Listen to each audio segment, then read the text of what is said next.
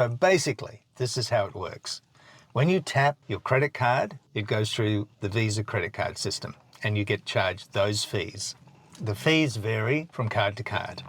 When you have an EFTPOS card or a bank card and you tap, that transaction goes through the Visa credit card system and you pay those fees. And it varies from card and bank, which is why it all seems to get so much more complicated when you're trying to figure out what the fees are. If you have a bank card, EFTPOS card, and you insert it and select EFTPOS on the screen, savings account, EFTPOS, or whatever it is, then that's a banking system. So your transaction goes through the bank system and the fees are less. Right. Now the fees are charged to the merchant. I think that's a key distinction. When you insert. Whether you insert or tap, the merchant takes the fees, not you. So what's happening then is the merchant has the choice to either put those fees in his products, on the price of his products, or charge it to you at the EFTPOS terminal, or just absorb the fees and have less profit.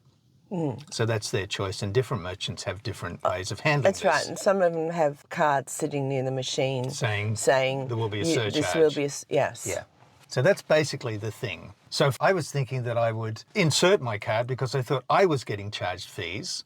Yeah, I did too. But that's not the case. But if you do insert your card, it makes it easier on the finances of the merchant. Right. So you could support them that way. Yes, but if they've already built the fees into their pricing structure, into their profit and loss, you're going to pay it anyway. Now, I remember years ago when I first started using cards, on my savings account used to have restrictions. I could only insert the card and pay. I think I would get maybe 5 or 10 transactions a week for free. And after that, you'd get a charge. And I'd forgotten about that until you started talking about all the fees. Yeah. So it used to be free, and then you'd have to pay after a certain amount. Well, So- this is the complexity Yeah, I in that know. different banks and different states and different systems have different fee structures and different cards. Wow. And so what's happening is that some states have certain new systems that are kind of rolled out and other states don't.